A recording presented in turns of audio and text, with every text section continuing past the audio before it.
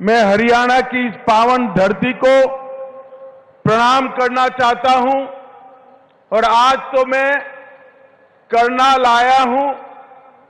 महान दानेश्वरी वीर योद्धा, अमर कीर्ति के मालिक कर्णदेव की इस भूमि पर मैं कर्णदेव को याद कर प्रणाम सबसे पहले करना चाहता हूं। मित्रों, ये हरियाणा की भूमि किसानों की भूमि है, वीरों की भूमि।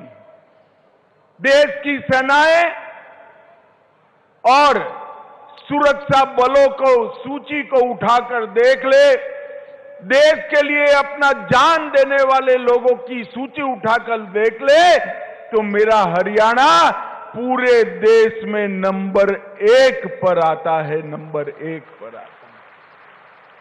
यही हरियाणा है जहां गीता को भगवान श्री कृष्ण ने करोड़ों लोगों के कल्याण के लिए उद्घोषित किया। यही हरियाणा है जो कृषि और डेयरी का कीर्तिमान गढ़ने वाला राज्य बना, और यही हरियाणा है जो भारत की भूख मिटाने के लिए अन्न का भंडार बनकर समग्र देश के गरीबों के पेट में अन्न पहुंचाने का काम करता है। ये हरियाणा की भूमि को मैं बार बार प्रणाम करता हूं। मित्रों, आज 5 नई जन कल्याणकारी योजनाएं हैं। उसमें एक योजना है मुख्यमंत्री तीर्थ यात्रा योजना। मैं आप सभी को कहता हूं कि हम सब देश भर के लोग सालों से राह देखते थे, मांग भी करते थे और प्रभु प्रार्थना भी करते थे कि 550 साल से अपमानित अवस्था में बैठे हुए रामलल्ला को अपना भव्य मंदिर मिल जाए। मुझे बताओ माताओं, भाइयों, बहनों, अयोध्या में मंदिर बनना चाहिए था या नहीं बनना चाहिए था समय पर? एक कांग्रेस पार्टी ने आजादी के इतने सालों तक राम मंदिर को लटकाकर, भटकाकर, अटकाकर रखा। हरियाणा वालों ने मोदी जी को दूसरी बार प्रधानमंत्री बनाया। मोदी जी ने इसका भूमि पूजन किया और 22 जनवरी को उसकी प्राण प्रतिष्ठा भी नरेंद्र मोदी जी करने वाले हैं। मेरा आप सभी से आग्रह है कि अपने परिवार में जो बुजुर्ग है, ये तीर्थ यात्रा योजना का फायदा लेकर सभी के सभी लोग पहले रामलल्ला के दर्शन करने जाए, ऐसा मेरा आप सभी को आग्रह है। मित्रों, नरेंद्र मोदी सरकार केंद्र में और हरियाणा में मनोहर लाल खट्टर की सरकार, ये दोनों भारतीय जनता पार्टी की सरकार ने देश और हरियाणा को ये 9 सालों में आगे बढ़ाने के लिए कोई कसर नहीं। आज का ये दिन कई प्रकार से विशेष है।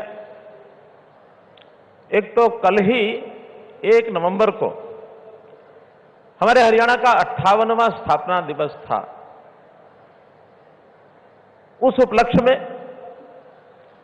आज के इस कार्यक्रम को देखें अथवा हरियाणा सरकार में हम लोगों ने भारतीय जनता पार्टी की सरकार के नाते से अभी 26 अक्टूबर को 9 वर्ष पूर्ण किए हैं।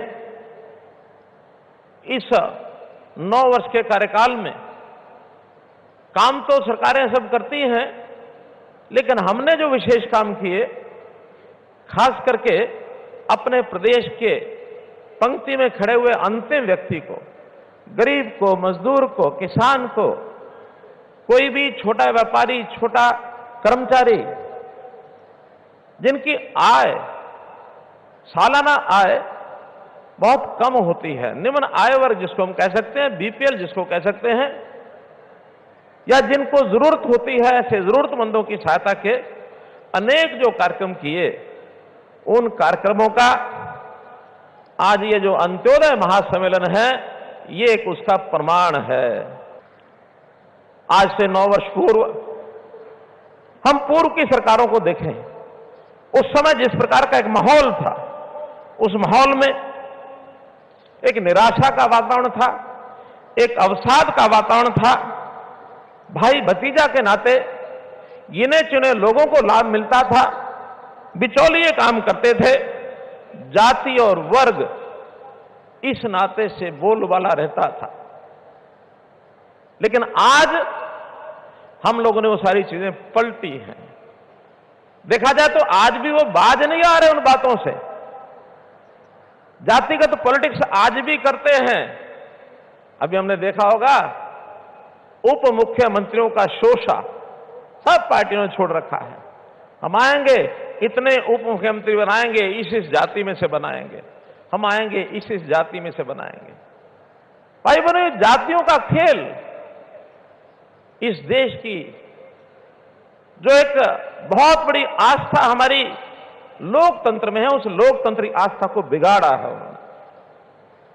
बिगड़ी व्यवस्था को ठीक करने के लिए देश के प्रधानमंत्री जी ने भी आह्वान किया है, हम भी उसी पर चलते हैं कि वो अपने हिसाब से जातियों पर चलते होंगे, लेकिन जातियों पर हम भी चलेंगे। उनकी जातियां परंपरागत रूप से जैसे लोग बंधे रहते हैं, वोट बैंक के नाते उपयोग करते हैं, वो करते हैं, लेकिन हमने समाज को एक सूत्र में बांधते हुए और अगर थोड़ा अंतर किया है तो 2 जातियों में किया है, एक अमीर जाति है, एक गरीब जाति है।